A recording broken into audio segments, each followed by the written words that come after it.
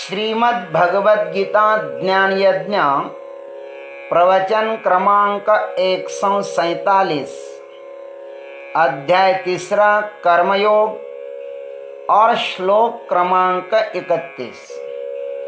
ओम त्र्यंबकं यजामहे सुगंधिं पुष्टिवर्धनम् उर्वारुकमिव बन्धनान् मृत्युर्मुक्षीयमामृतात् समस्त जन कल्याणि निरतं करुणामयं नमामि चिन्मयं देवं सद्गुरुं ब्रह्मविद्वरं वसुदेवसुतं देवं कंसचानूरमर्दनं देवकी परमानन्दं कृष्णं वन्दे जगद्गुरुं। ओम तत्सत। भगवान श्री कृष्ण अर्जुन को कह रहे हैं, विवेकवती बुद्धि के द्वारा समस्त कर्मों को मुझ में समर्पित करो। अर्जुन ने कहा, ठीक है, आपको हम सब कर्म समर्पित कर देते हैं, लेकिन हमको फल क्या मिलेगा प्रभु? उसके विषय में भगवान बताते हैं कि सुनो क्या फल मिलेगा। ये मे मतमिदं नित्यम् अनुतिष्ठन्ति मानवाः श्रद्धावन्तो न सूयन्तः मुच्यते तेऽपि कर्मभिः। हे अर्जुन, ये मानवाः अनसूयन्तः श्रद्धावन्तः इदं मे मतं नित्यम् अनुतिष्ठन्ति ते अपि कर्मभिः विमुच्यते। भगवान कहते हैं, अर्जुन, अरे बाबा, जो कोई भी मनुष्य दोष बुद्धि से रहित होकर श्रद्धा पूर्वक मेरे इस मत का नित्य अनुष्ठान करते हैं ना, वे भी समस्त कर्म बंधनों से मुक्त हो जाते हैं। आइए इस पर हम लोग चिंतन करते हैं। ये मानवाः इदं मे मतम नित्यम अनुतिष्ठन्ति ते अपि कर्मभिः मुच्यन्ते। देखो कितनी सुंदर बात कही भगवान ने।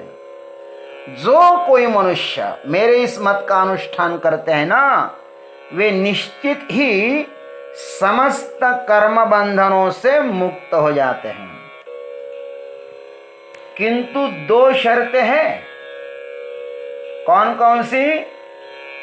उन्हें अनुसयंत और श्रद्धावान होना चाहिए। दो बातें बताई। इसे हम देखते हैं। देखें, ये मानवाः, भगवान क्या कहते हैं? ये मानवाः। यह कहकर भगवान समस्त मनुष्य जाति की तरफ संकेत करते हैं।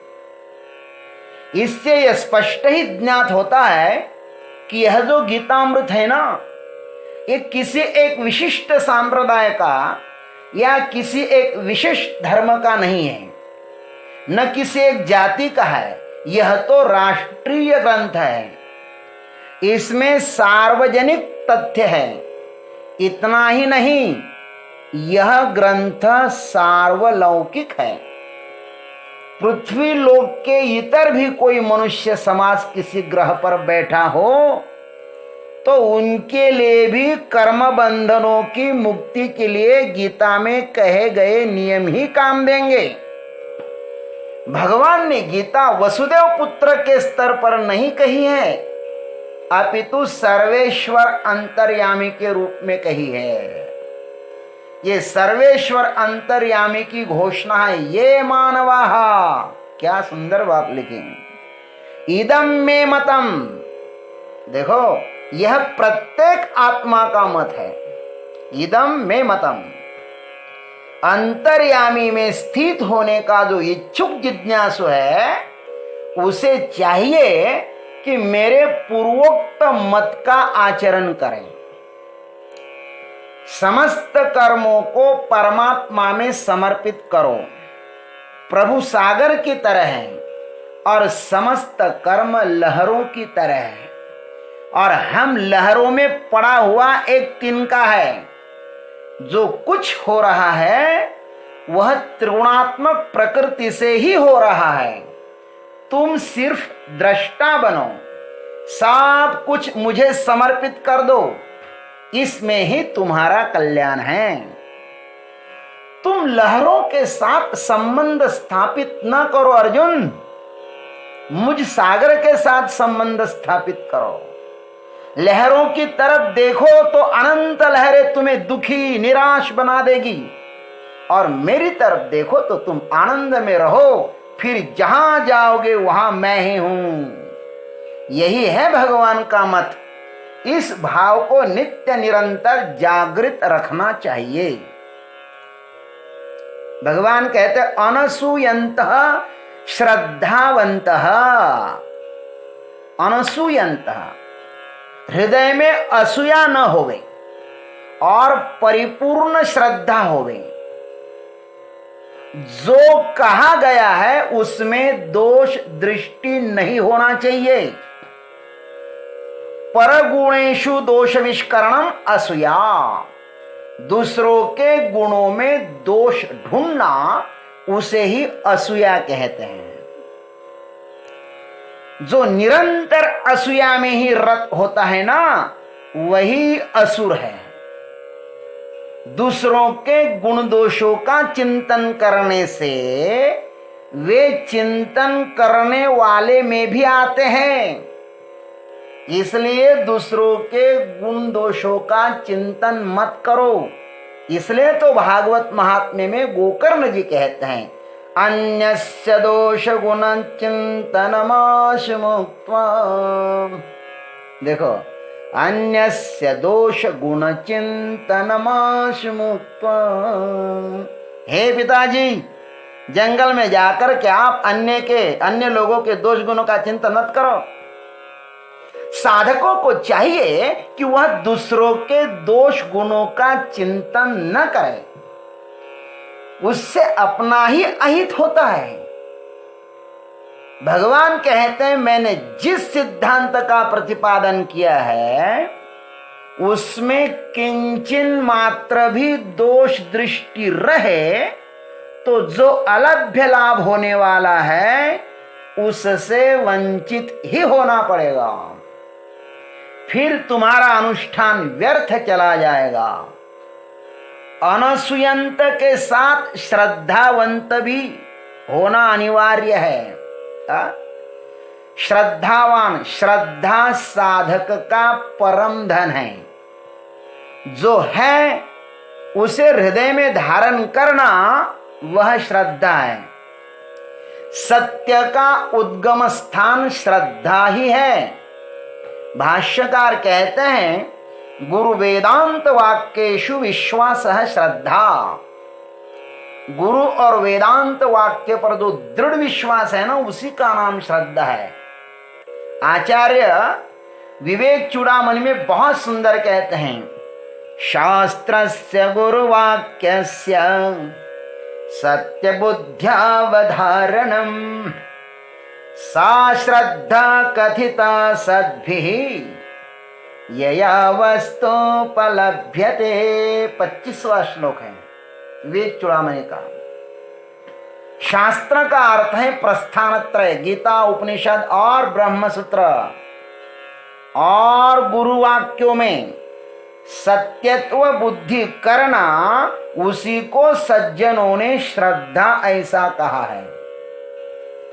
जिसके द्वारा सद्वस्तु परब्रह्म की प्राप्ति होती है उसी को श्रद्धा कहते हैं।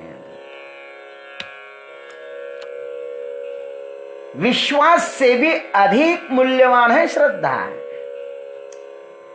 अकेला विश्वास ही हो तो रामायण का जन्म नहीं होता। शंकर विश्वास है तो पार्वती श्रद्धा का स्वरूप है। जो पर्वत की तरह है, अचल है, जो डगमगाने के परे है, वह श्रद्धा है। श्रद्धा कभी भी डगमगाती नहीं।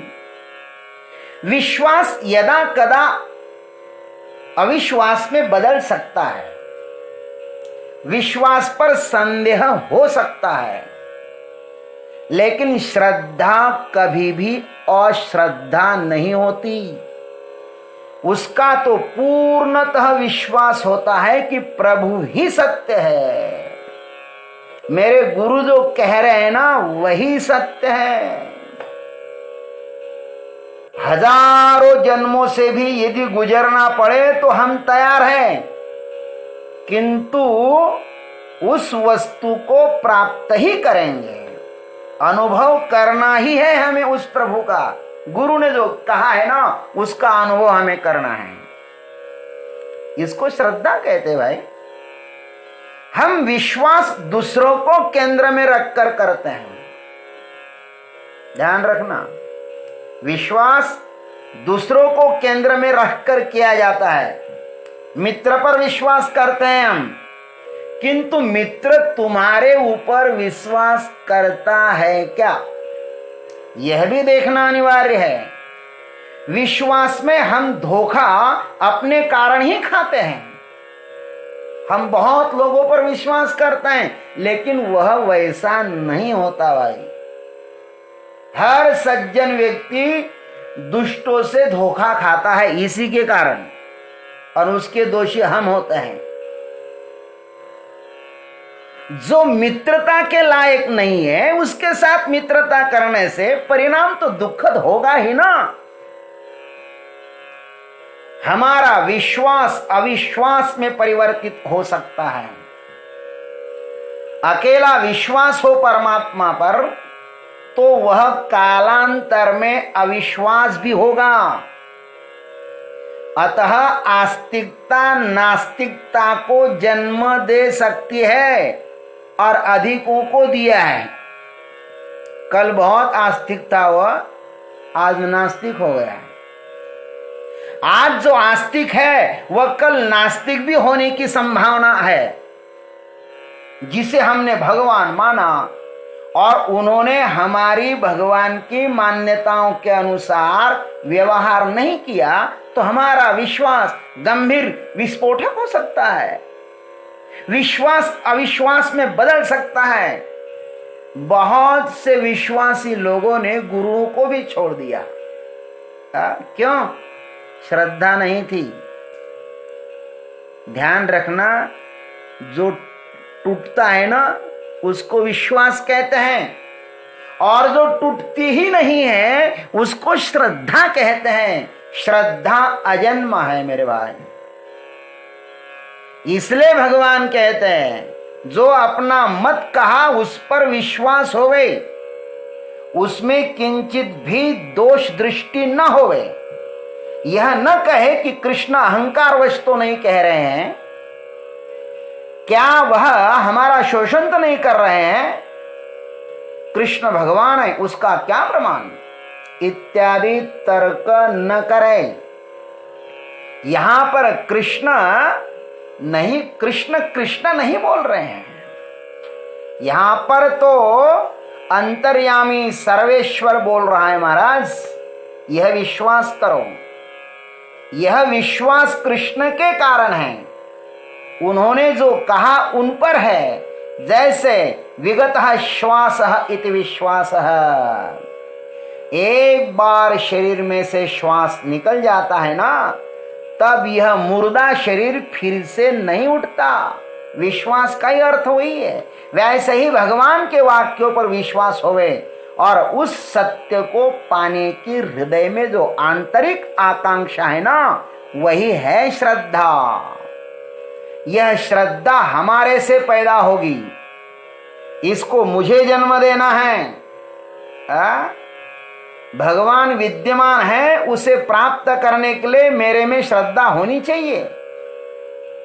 गंगा बह रही है, प्यास मुझे लगी है, तो गंगा के पास मुझे ही जाना होगा। विश्वास भावना को बढ़ावा देती है और श्रद्धा हमें बढ़ानी है। विश्वास जो है ना वो भावना बढ़ाता है, और श्रद्धा तो भाई हमें बढ़ानी है ना। विश्वास उधर से आता है तो श्रद्धा को इधर से जाना चाहिए। कहते हैं ना कि साधक एक कदम ईश्वर के तरफ बढ़ाता है तो ईश्वर भी 100 कदम साधक की ओर बढ़ाता है। संगम के लिए 2 जीवंत नदियां चाहिए, एक नदी का संगम नहीं होता। दोनों बहती हुई नदियां हो तो संगम होगा। साधक जैसे जैसे प्रभु की तरफ अग्रसर होता है वैसे वैसे उसकी झलक हृदय में दिखाई देने लगती है। तब कालिमा से भरा हुआ हृदय श्वेत होने लगता है। जैसे अमावस्या के अंधेरे में जलते हुए दीपक की तरफ आदमी बढ़ता है तो आदमी जैसे जैसे नजदीक आता है वैसे वैसे दीपक उसको अपने प्रकाश से प्रकाशित कर देता है।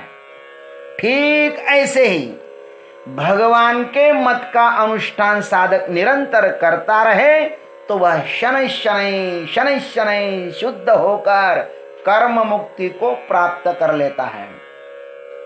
साधक की श्रद्धा और प्रभु का विश्वास, इन दोनों का जब संगम होता है तब जीवन मुक्ति का सच्चिदानंद का प्राकट्य होता है। इसलिए साधक की श्रद्धा होवे, भगवान का विश्वास होवे, सद्गुरु का विश्वास होवे तो महाराज आत्म साक्षात्कार तो होना ही है ना। भगवान ने बहुत सुंदर बात बताई इस श्लोक में। ओम तत्सत।